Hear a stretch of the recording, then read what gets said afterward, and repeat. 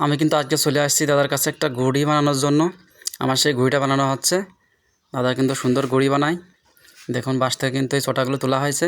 আমার ঘড়িটা হবে কিন্তু এই ঘড়িটা না, আমার ঘড়িটার নাম হবে সিলে ঘড়ি। এটা কিন্তু সিল পাখির মতো দেখতে, সে কারণে কিন্তু এটাকে সিলে ঘড়ি বলে। দেখুন দাদা কিন্তু এখন সে বাঁশ থেকে চটাগুলো তুলে সুন্দর মতো চাচতেছে। চাচার পরে কিন্তু দেখুন এটা কিন্তু বাঁকা করে দেখছে যে সুন্দর মতো হলো কি না। আবার কিন্তু শুরু হয়ে গেছে চাচা। এভাবে কিন্তু এই ঘড়িটা বানাতে মোট 4টা শলা লাগবে, সেগুলোই কিন্তু ছাঁচা হচ্ছে। এখন কিন্তু হয়ে গেছে সেটা, এখন সুতো দিয়ে সেটা কিন্তু বাঁধা হচ্ছে। এই বাঁধা শুরু হয়ে গেছে, এক সাইডে বাঁধা কিন্তু হয়ে গেছে। একটু কিন্তু সরিয়ে বসলো দাদা পরিষ্কার জায়গায়। দেখুন এভাবে কিন্তু ঠিক করে দেখে নিচ্ছে আগে কিভাবে কি হবে।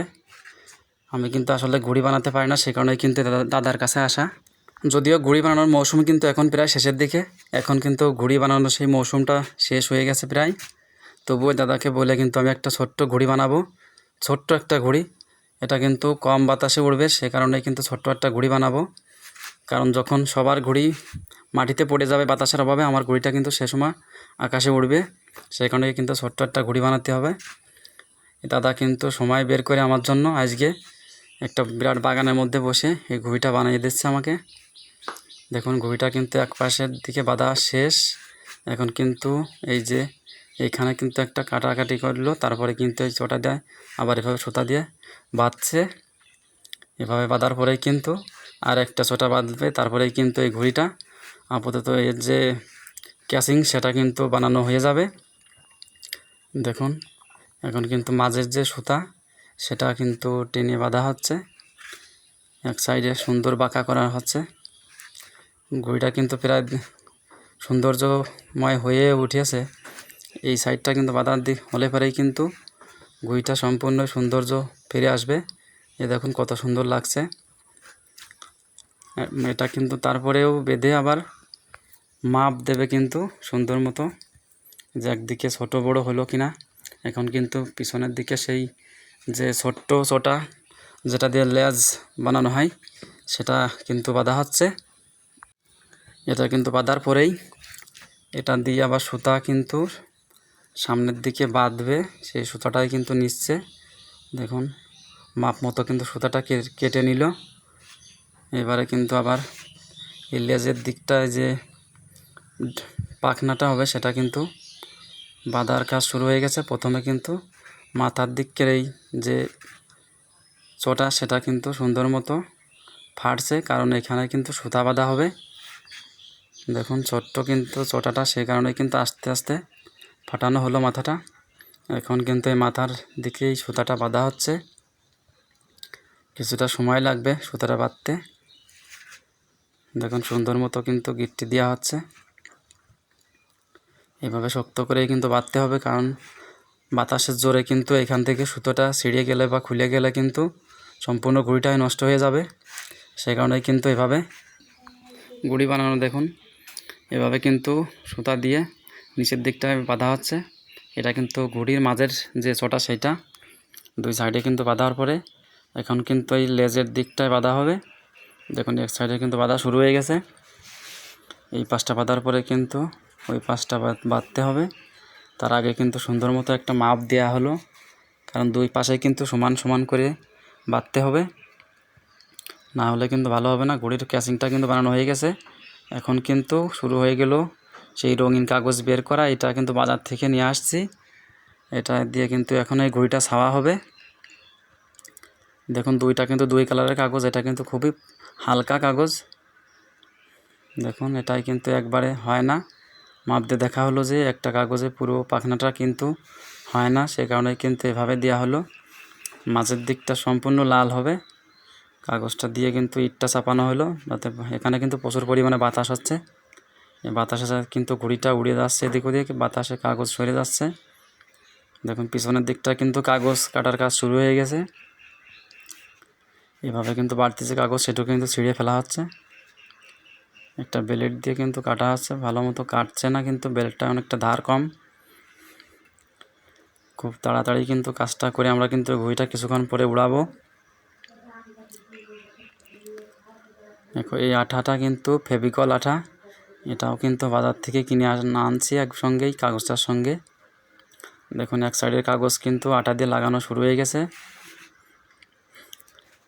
এটা কিন্তু ফেভিকল আটা, খুব ভালো আটা।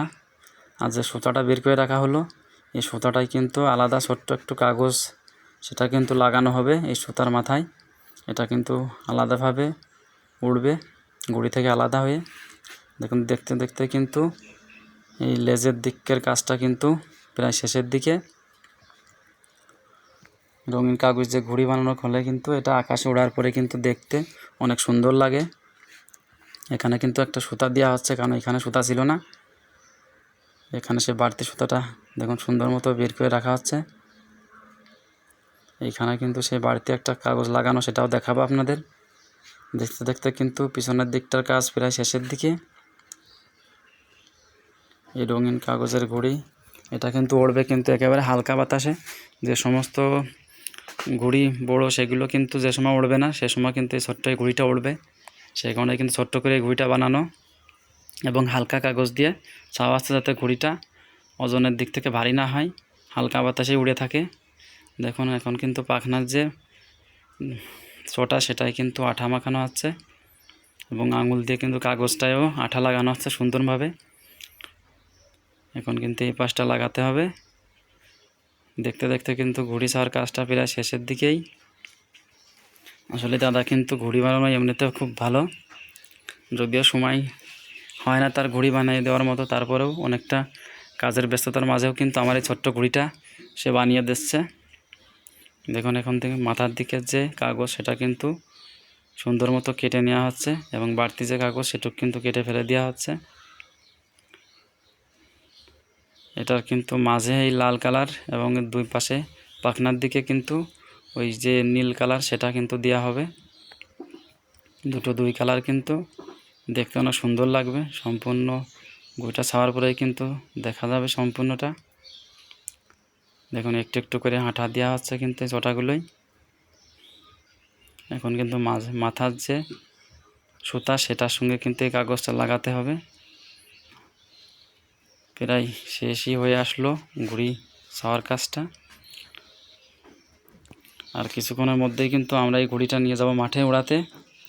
এজন্য কিন্তু তাড়াহুড়ো করেই ঘুড়িটা বানানোর সঙ্গে সঙ্গে কিন্তু কাগজ দিয়ে ছাওয়ার কাজ শুরু হয়ে গেছে।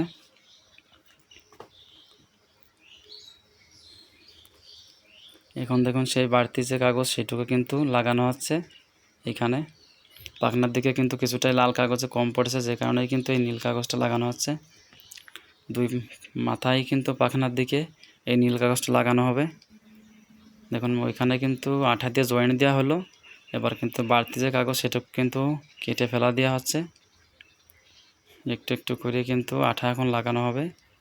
তারপরে কিন্তু ওই দিকটাই এই তো হয়ে আসলো ঘুড়ির কাজটা প্রায় ছাওয়ার কাজ শেষের দিকে। দেখুন দেখতে দেখতে কিন্তু ঘুড়ির কাগজ লাগানো কিন্তু প্রায় শেষ। আর এইখানে দেখা যায় সুতার যে নাটাই সেটা দিয়ে কিন্তু এখানে চাপা দিয়ে রাখা হয়েছে, কারণ এইখানে কিন্তু বাতাস হচ্ছে খুব জোরে। এই ঘুড়িতে কিন্তু বাতাস বেঁধে নড়াচড়া করছে, যে কারণে কিন্তু এইভাবে চাপা দেওয়া। দেখুন এবার কিন্তু এই পাশের যে রঙিন কাগজ সেটাই কিন্তু আঠা দিয়ে একটা করে আটকানোর জন্য পটি বলে একে সেটা কিন্তু মারা হচ্ছে। এই যেখানে যেখানে জয়েন্ট সেইখানে তাইলে কিন্তু শক্ত হয়ে থাকবে এটা। এবার কিন্তু এই পাশের পাখনা লাগানো হবে নীল কাগজটি। দেখুন প্রথমে আঠা দেওয়ার পরে কিন্তু কাগজটি বসিয়ে হাত দিয়ে তুলে দেওয়া হলো। এখন কিন্তু সেই বাড়তি যে কাগজ সেটুকু কিন্তু কেটে ফেলা দেওয়া হচ্ছে। আমাদের ঘুড়ি ছাওয়ার কাজটা কিন্তু প্রায় সম্পূর্ণ শেষ হয়ে আসলো। আর ভিডিওটি যদি ভালো লাগে অবশ্যই লাইক কমেন্ট করবেন এবং আমার ছোট্ট চ্যানেলটি সাবস্ক্রাইব করে পাশে থাকবেন। দেখুন ঘুড়ির কিন্তু এখন সেই বাড়তি যে সুতা ছিল সেই জায়গাটিতে কিন্তু ওই সেই ফুরফুরি বলে এটা কিন্তু লাগানো হচ্ছে। এটা কিন্তু ঘুড়ি থেকে কিছুটা দূরে সুতা ঝুলিয়ে সেটা কিন্তু উড়বে। এটা কিন্তু হালকাভাবে শব্দ হয় এবং ঝিরঝির করে ওড়ে, সেটা কিন্তু দেখতে অনেক সুন্দর লাগে। দেখুন এখানে কিন্তু লালের জায়গা নীল এবং নীলের জায়গা লাল সেটাই কিন্তু লাগানো হচ্ছে। ঘুড়ির ছাওয়ার কাজটা কিন্তু শেষ, দেখতে পাচ্ছেন। এখন কিন্তু আমরা ঘুড়িতে যে জোতটা বলে সেটাই লাগাচ্ছি। দেখুন এটা কিন্তু এক দিকের কাজ শুরু হয়ে গেছে, তারপরে কিন্তু ওই দিকটায় লাগাবে, তারপরে মাঝের যে সুতা সেটা লাগানোর পরেই কিন্তু ঘুড়িটা উড়ানোর মতো হয়ে যাবে। দেখুন সুন্দর করে গিট্টি দেওয়া হচ্ছে উপরের পাশাপাশি দুইটা হয়ে গেছে, কিন্তু সুন্দর করে মাপ দেওয়া হচ্ছে, কারণ এইগুলো কিন্তু সমান সমান না হলে একদিকে ঘুড়িটা বেঁকা হয়ে উঠবে বা উড়বে না। দেখুন এখন মাঝের যে জোত সেটা কিন্তু লাগানো হচ্ছে। এই ঘুড়িটা কিন্তু 3টা জোত লাগে, 3টা সুতো একত্রিত করেই কিন্তু এই ঘুড়ি উড়ানোর যে জোত সেটা কিন্তু হয়ে যাবে। দেখুন ঘুড়িটা কিন্তু এখন দেখা যাচ্ছে যে জোতটা ঠিকঠাকভাবে হলো কিনা টান দিয়ে। এখন কিন্তু এখানে গিট্টি দেওয়া হচ্ছে, সুতা 3টা কিন্তু একসঙ্গে করে আটকানো হলো। এবার কিন্তু ঘুড়ির জোতের কাজটা সম্পূর্ণ শেষ হয়ে গেল। আমাদের ঘুড়িটা কিন্তু এখন সম্পূর্ণরূপেই হয়ে গেছে। দেখুন ঘুড়িটা টান দিলেই কিন্তু হাওয়ায় ভাসছে, এভাবেই কিন্তু উড়বে আকাশে। ভিডিওটা কেমন লাগলো অবশ্যই কমেন্টে জানাবেন।